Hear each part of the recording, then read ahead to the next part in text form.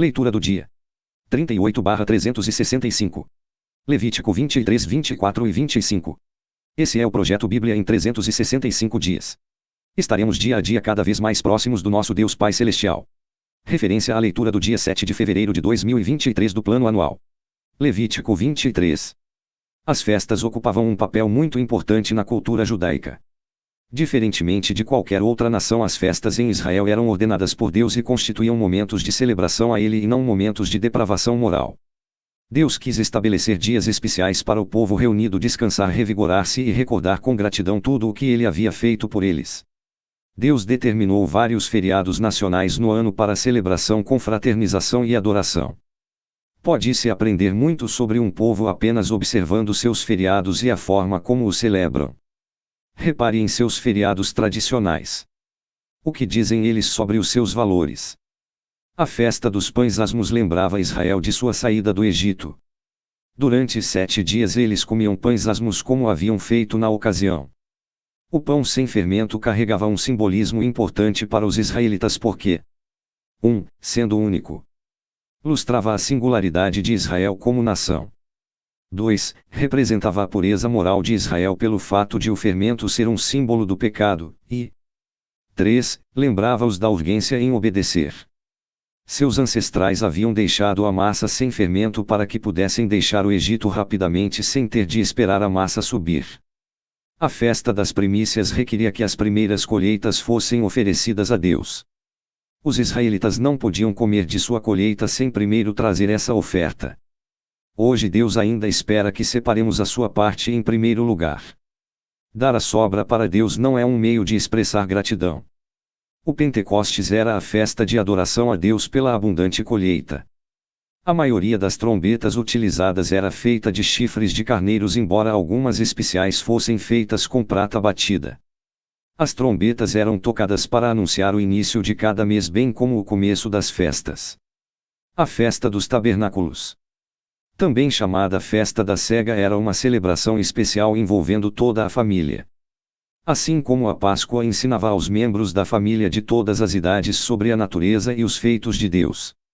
Além de ser um momento para renovar o compromisso com Ele, nossa família também precisa de momentos de celebração para renovar a fé e transmiti-la aos filhos. A Páscoa apontava para a vinda do Cordeiro que liberta da escravidão do pecado. Na época da morte de Jesus era o tempo da Páscoa. Por isso Jesus fora ao cenáculo com seus discípulos e ali se deu a última ceia da Páscoa e a abertura da cerimônia da Santa Ceia. Assim a cerimônia da Páscoa do Senhor foi substituída pela Ceia do Senhor. Como era a época de celebrar a Páscoa, Jerusalém estava repleta de gente de todos os lados. De todos os cantos os judeus saíam de seus lugares com seus familiares a fim de comemorar a cerimônia pascal em Jerusalém. E foi nesse exato momento que Jesus foi sacrificado como o Cordeiro de Deus que tira o pecado do mundo, Mateus 26, 1-5. A Páscoa teve fim para dar início à Santa Ceia. Hoje se comemora a Páscoa apenas por tradição. Mas não porque Jesus ratificou. Na verdade, a Santa Ceia é a celebração que todo o cristão deve celebrar. Pois esta sim foi deixada por Jesus em lugar da Páscoa, Mateus 26, 17 e 26-30. A Páscoa era celebrada com pães asmos, sem fermento, carne de cordeiro e ervas amargas. A Santa Ceia deve ser celebrada com pão sem fermento, que simboliza o corpo de Cristo sem contaminação com o pecado, e com o suco da uva não fermentado, que simboliza o sangue de Cristo sem a fermentação do pecado. A adoração envolve celebração e confissão. Mas nos feriados nacionais de Israel a balança parecia pender em favor da celebração. 5 ocasiões festivas para 2 sulins. O Deus da Bíblia nos encoraja a estar alegres. Deus não deseja que a religião seja apenas meditação e introspecção. A reflexão séria e a imediata confissão do pecado são fundamentais, mas devem ser equilibradas com a celebração a Deus pelo que Ele é e tem feito pelo seu povo. Levítico 24. Esta punição para a blasfêmia parece extrema segundo os padrões modernos. Mas demonstra a seriedade que Deus espera de nós quanto ao nosso relacionamento com Ele. É nosso dever cuidar do nosso falar e agir tratando a Deus de forma reverente. Ele dará a palavra final. Este foi um código para juízes e não uma aprovação da vingança pessoal. Na verdade, ele estava dizendo que a punição deveria ser de acordo com o crime sem excedê-lo. Levítico 25. O ano sabático era um ano em cada 7 para os campos ficarem em repouso. Este era um bom meio de administrar os recursos naturais e lembrava ao povo o controle e a provisão de Deus. O ano do jubileu deveria ser celebrado a cada 50 anos. Ele incluía o cancelamento de todas as dívidas, libertação de todos os escravos e o retorno de terras vendidas a seus donos originais. Não há indicação na Bíblia de que o ano do jubileu tenha sido observado. Se Israel o tivesse praticado fielmente, teria sido uma sociedade isenta de pobreza. Um dia o povo possuiria a terra de Canaã, mas nos planos de Deus apenas o domínio dele era absoluto. Deus queria que o seu povo evitasse a cobiça e o materialismo. Se a sua atitude é a de quem toma conta da propriedade de Deus, você deixará o que tem disponível a outros. Isto é difícil de fazer se você mantém uma atitude dominadora. Pense em si mesmo como um administrador de tudo que está sob seus cuidados, não como o dono. A Bíblia destaca com ênfase a ajuda ao pobre e necessitado, especialmente os órfãos, as viúvas e os deficientes.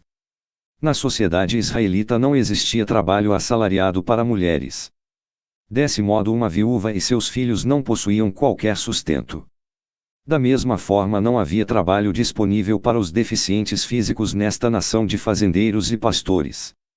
Os pobres deveriam ser ajudados sem qualquer interesse, e a responsabilidade individual e familiar para com o necessitado era crucial, uma vez que não existia ajuda do governo. Deus disse que negligenciar o pobre era pecado. A pobreza permanente não era permitida em Israel. Famílias financeiramente seguras eram responsáveis por ajudar e alojar os necessitados.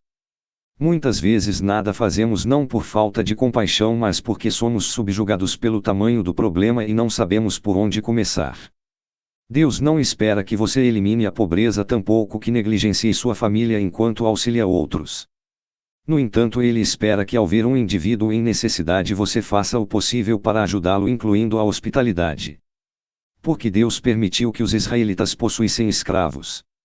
Sob a lei dos hebreus, os escravos não recebiam o mesmo tratamento dado aos escravos em outras nações. Eles eram vistos como seres humanos dignos e não como animais. Os escravos hebreus, por exemplo, participavam dos festivais religiosos e dos descansos no sábado sagrado. Em nenhuma parte a Bíblia fecha os olhos à escravidão, mas reconhece sua existência. As leis de Deus ofereciam muitas diretrizes para tratar os escravos de maneira apropriada.